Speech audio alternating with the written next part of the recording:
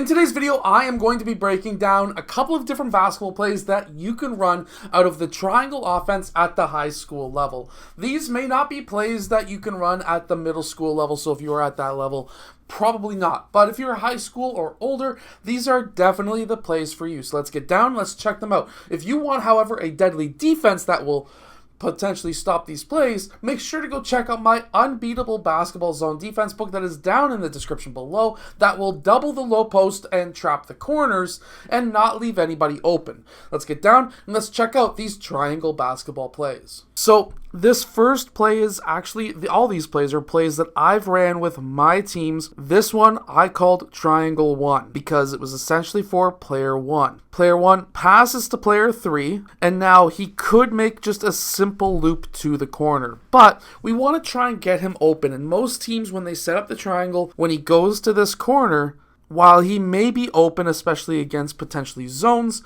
I would prefer him to run around Player 5 with Player 5 setting that screen. The idea is this allows Player 1 to get open. Now, as soon as Player 3 gets this ball, he's going to have a couple of different options. Obviously, Player 2 and 4 move up just slightly, but Player 3 has the option. So before he passes to Player 1, he's got two options, technically three. So he could pass to Player 1, he could pass to Player 5, he could also pass to Player 2. If he passes to Player 1, I want to see Player 5 set the back screen and Player 3 cutting to the basket.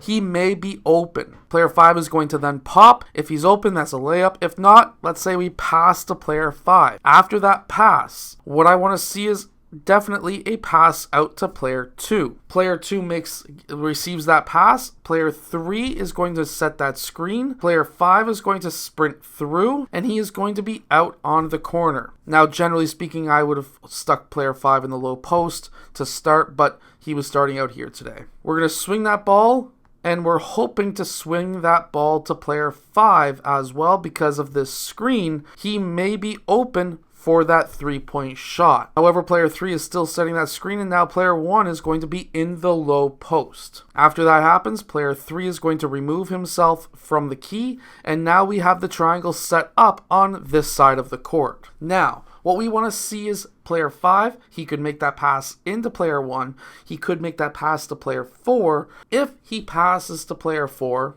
I want to see the next pass being to Player 2 so we can swing the offense back to the other side. However, I also want him to try to look for Player 1. If anyone passes to Player 1, whether it's Player 4 or Player 5, these guys either need to switch, or you can have it set up where the person who passes sets the screen away, and Player 4 then uses that screen and potentially could be open for that three-point shot. Now, if we swing this ball back around, Player 1 is going to be setting that screen. Player 5 goes through. He's out in the corner now.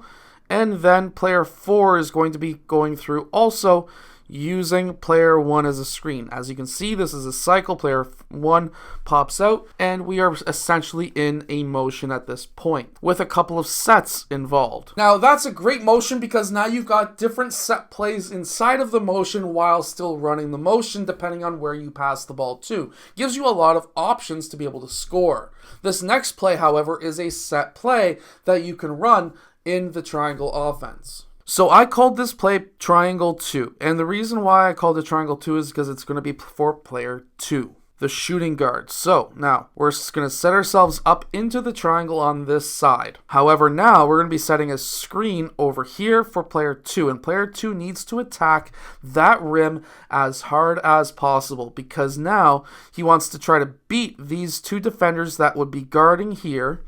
He needs to be able to beat past them to get himself the open lane to the basket. If he can do that, he may have an open lane. If he does it successfully, Player 5's man is going to go and play help defense as he should, which then leaves the dump down pass to Player 5, and then it's an open layup. However, what's going to happen too is this. There's obviously other defenders. So, Player 5 steps up, plays defense. Player 1 needs to cover. Player 3 needs to drop. Depending on where Player 3 is dropping to, if you have a very smart shooting guard, this is the play for you because now he can stop, he can kick out to player 3. That could be a 3-point shot. Extra pass, 3-point shot. If, however, player 3 is playing too high, player 2 could attack the baseline and kick it out to player 1. And now this could be a 3.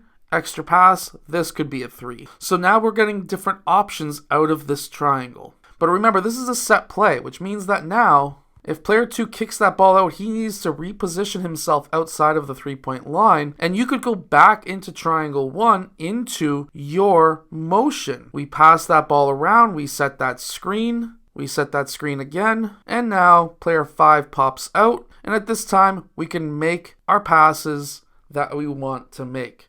We could even have a backdoor cut or a back screen on player 2, whichever way you want him to go. There's different options out of that too. I hope that these plays help your team win more games. Make sure to go check out my Unbeatable Basketball Zone Defense book. That is going to allow you to double team the low post and also trap the corners and not leave anybody open. Anyways, I'll see you guys again in my next video. Hit that like button and subscribe.